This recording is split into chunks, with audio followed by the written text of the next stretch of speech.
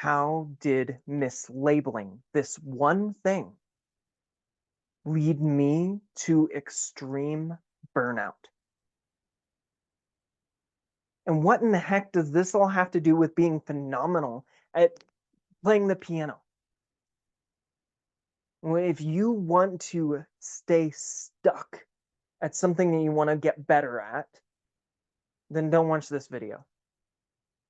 And if you want to be frustrated and judge the crap out of yourself, then click away right now. But if you want to be able to access continual improvement, if you want to have more mental peace and more clarity and more enjoyment of life, then keep watching.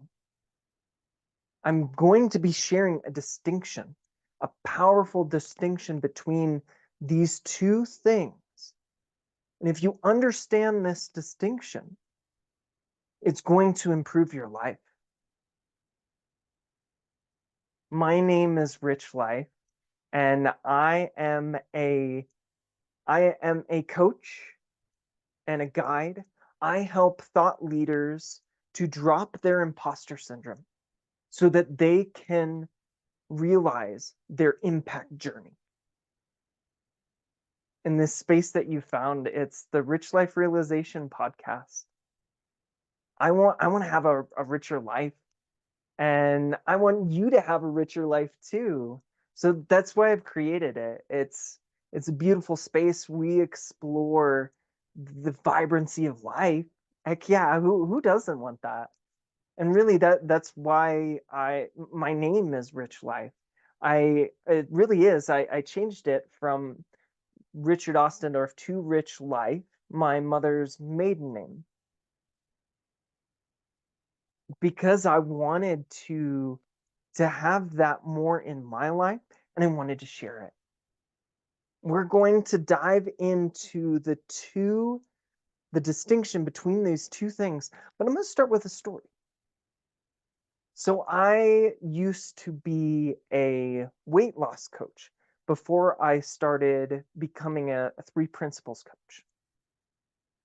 And as this weight loss coach, it was pretty expected of you to have a lot of enthusiasm, to have a lot of energy, and be kind of peppy. And you'll be like, man, Rich, you're pretty peppy. I don't know. I don't think you had any issues there. But I wanted to be more enthusiastic. And I knew that I could do that with myself because I understood the habits and habit stacking and triggers. And I also understood how to have motivation. So I started this project of having more enthusiasm.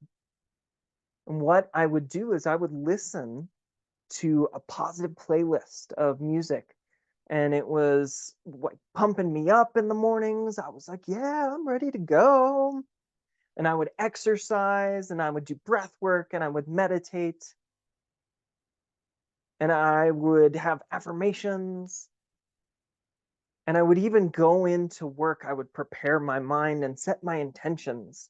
I'm going to be very enthusiastic today. And I would walk in the door in the morning, and I would say, good morning, everybody. It was really loud. Good morning. And it was kind of weird because I did it when nobody was there, when I was the first one into the building. And I thought I was doing a great job. I was like enthusiastic. I would greet the clients with enthusiasm. Hey, it's good to see you. How you doing? Let's talk about your weight loss program. Yeah, let's go. I was like the Energizer Bunny. I was like, yeah, yeah. Because I need to be enthusiastic.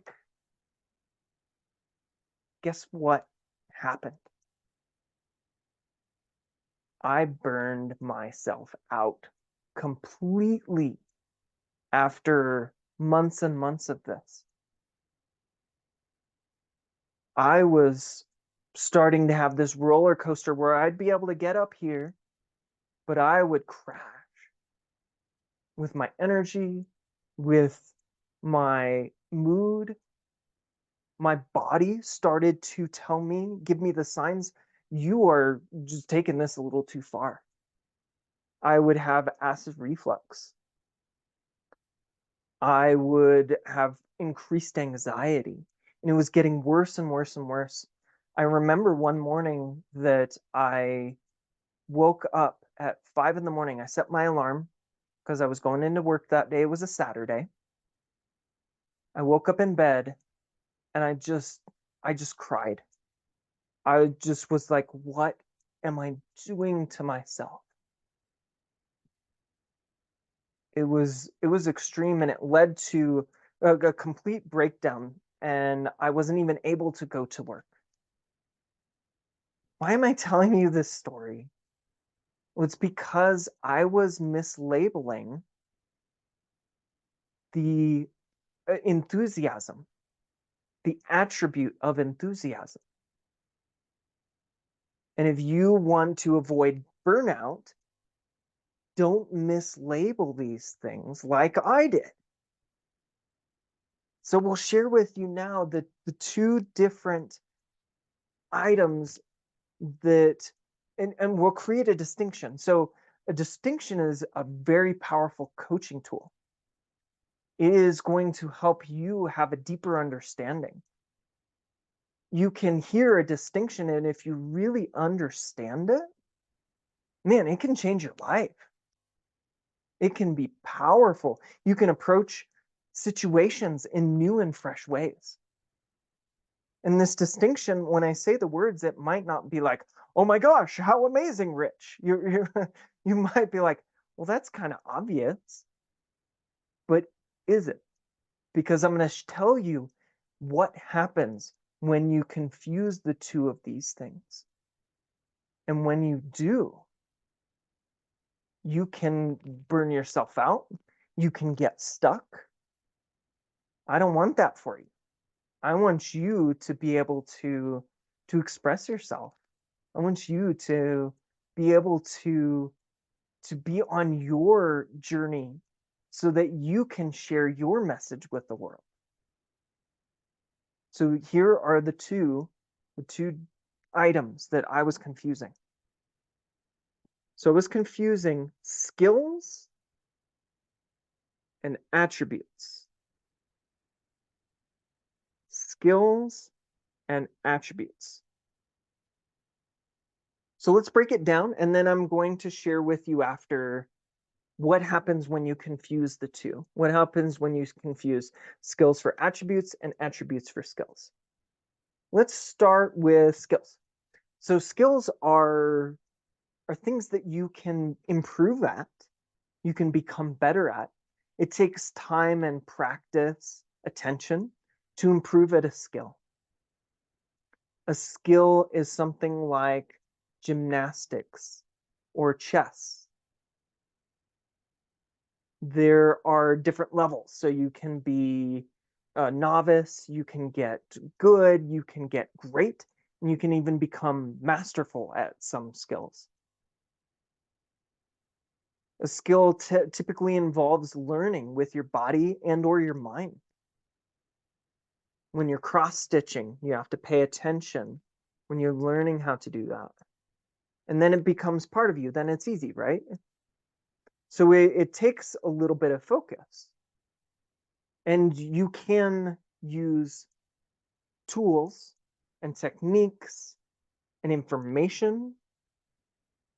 You can get those things to become better at a skill. Okay, let's talk about attributes for a moment then. So an attribute is a quality. It is a part of your character. Now you have physical attributes like how tall you are, the color of your eyes, your hair color, but you also have character attributes. Things like being loving, things like being kind, creative, being generous. Attributes are something that you have already.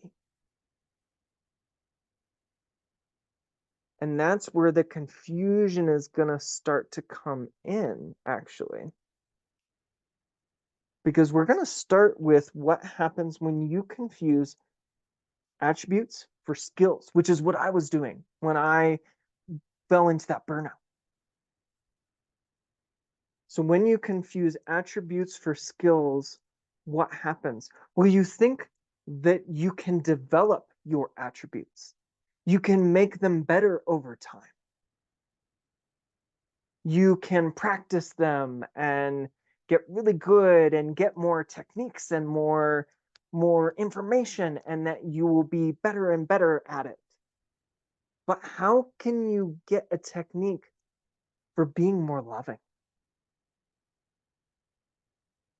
How can you get a technique for expressing your creativity? You might be able to, but it's just not a great fit. And when you try and focus on it like that, what's going to create a lot of problems for you. Because the way that I see attributes is that we share attributes. It's what makes us human. We share being connected to each other and being kind, being resilient. And I think we're all courageous in some ways. We all have access to these attributes. And so you might be saying, you might be like, wait a minute, Rich. I know some people out there. I can think of like 5 people right in my head right now who are not very, very patient. My mother-in-law or my daughter or well, guess what happens with attributes? We have access to them, but the thing is that we can cover them up. We can create this layer, this static of thinking that gets in the way of us being able to express that attribute. It is that fearful thinking, the insecure thinking. And a lot of the times we don't even realize that we're doing it. Because the consciousness makes real our thinking, we are in it. We're like, oh, this looks so real to us. It's kind of, in previous videos, I've talked about low moods. And when you have a low mood, guess what happens? Your ability to express your attributes becomes dampened all over. But I think what we tend to do is we don't know that. And we tend to isolate the attribute. And we're not realizing that the mood kind of rises all ships. And we're like, well, I need to figure this thing out right now. And you're using your low mood thinking. I don't know why I can't have better enthusiasm. And then you start to judge yourself. You just judge the crap out of yourself, don't you? You're here thinking that you're not doing enough. And you're trying to kind of put out these fires in your character. It's almost like playing this whack-a-mole game. That you're like, well, I'm going to make sure that my enthusiasm is good, and then something else pops up. Oh man, my loving has gone down. I need to focus on that. But if you approach it like that, guess what? You're going to be putting out fires for the rest of your life.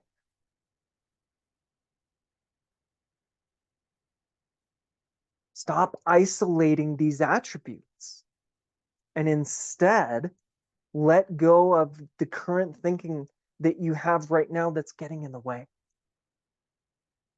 When you're able to do that, well, guess what? The waters rise. Those fires just get quenched automatically. You get more of all of the attributes. You have the enthusiasm automatically. Isn't that exciting? Isn't that great to know? The fires are being quenched by the water of your being.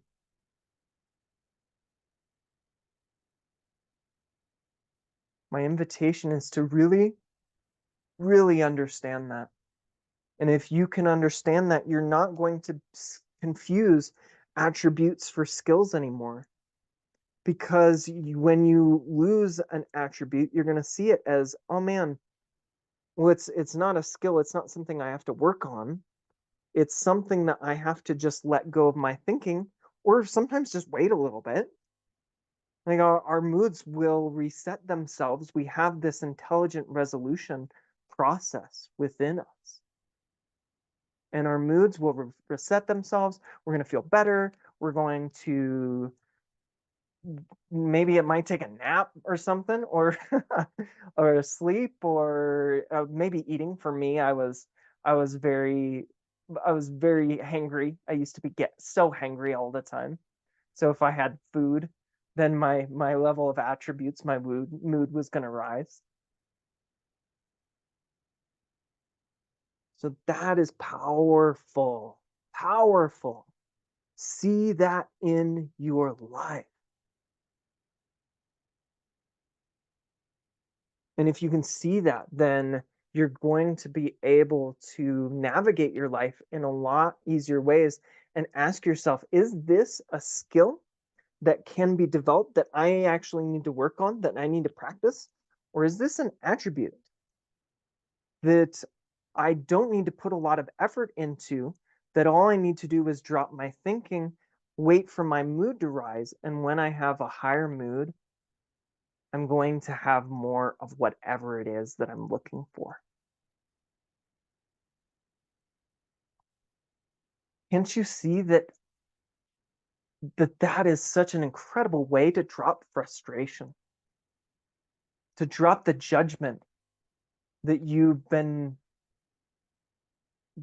giving yourself for the last years and years and years? All of that can disappear if you understand this. So that's cool. That's cool. My invitation for you is to see this and see where it applies in your life. See where you are unknowingly mislabeling your attributes. And then I also promised at the end of the video that I'd talk about getting amazing at something, like playing the piano. But it doesn't have to be that. It could be really anything that you want to get good at.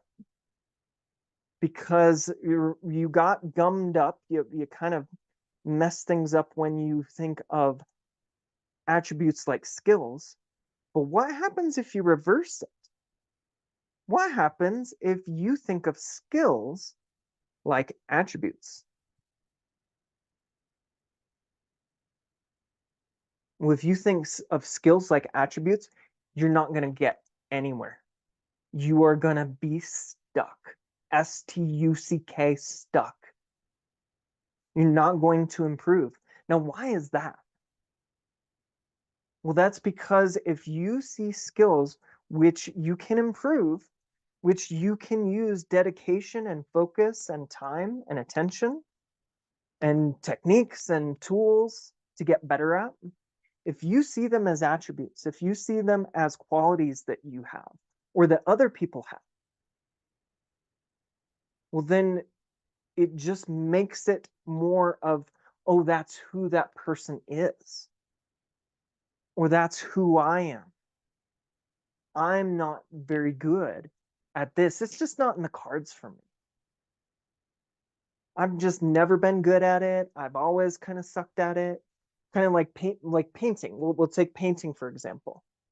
So if you think of the skill of painting like an attribute, You will say, I've never been a good painter. That person's awesome, but they have something that I can never have. But that's not true. Skills can be developed. Your mind, your your body is an incredibly adaptable, intelligent being that can improve its skills. It's incredible.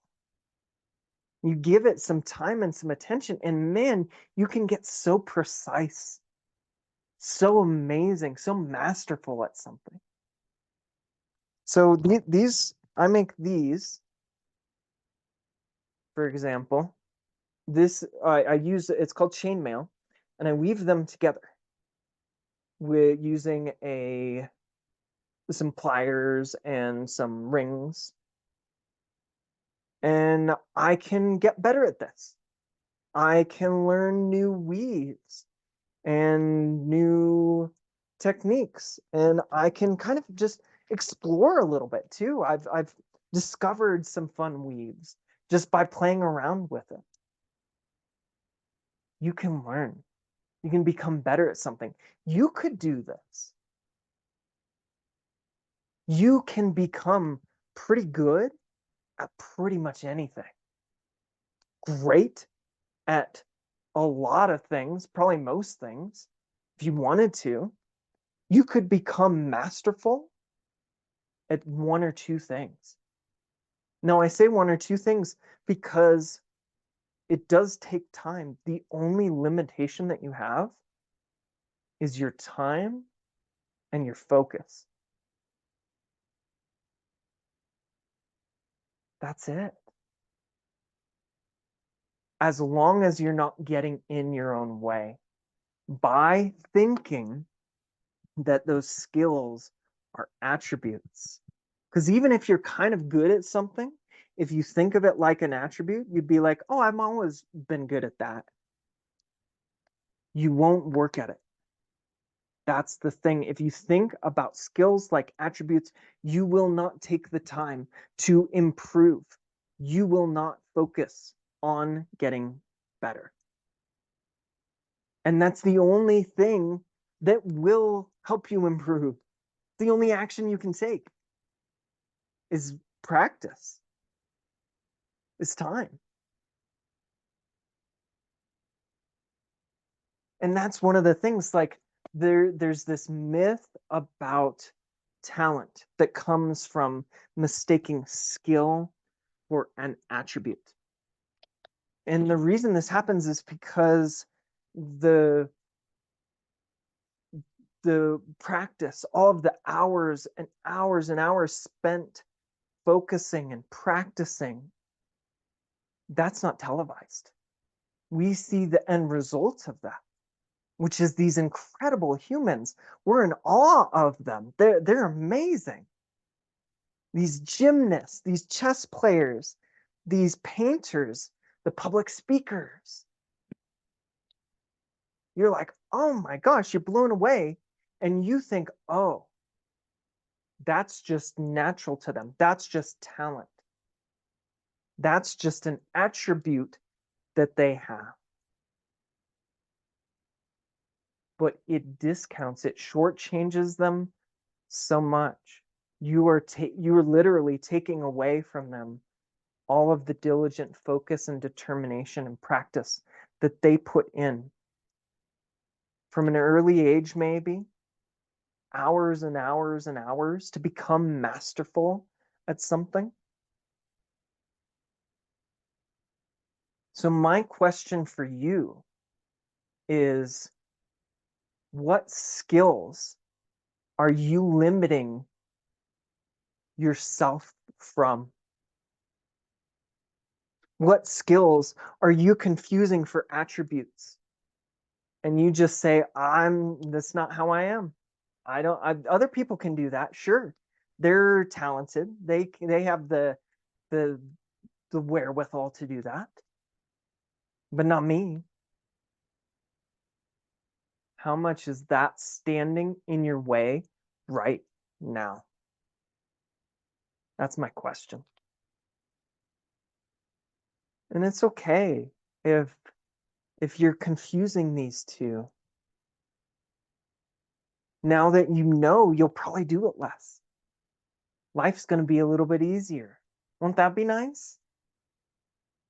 That's what we want in the rich life, because expressing our authentic and natural attributes is a magical gift that we can give the world. You can give the world that gift, and the world needs it. And the interesting thing is that we all express, I feel like we all have these attributes, but we express them differently. Some people express them a little bit more clearly than others. And you have a uniqueness to you that you can express. That's cool. And the other part is that I want you to have a rich life by developing yourself, but not developing your personality or your character, but by developing the skills that you have. Don't try and develop your personality or character. It is not going to be a good game for you. But try and develop skills. You're going to be rewarded for that. And when you're able to focus on something for long periods of time, when you're able to build up that skill, it feels great, doesn't it? It feels good. You get into a flow state. You're like, oh man, this is awesome. I love this. I want to keep doing this. I'm just enjoying the heck out of it. But guess what? You can suck and enjoy the heck out of it. And you're going to get better. That's the only way that you can get better.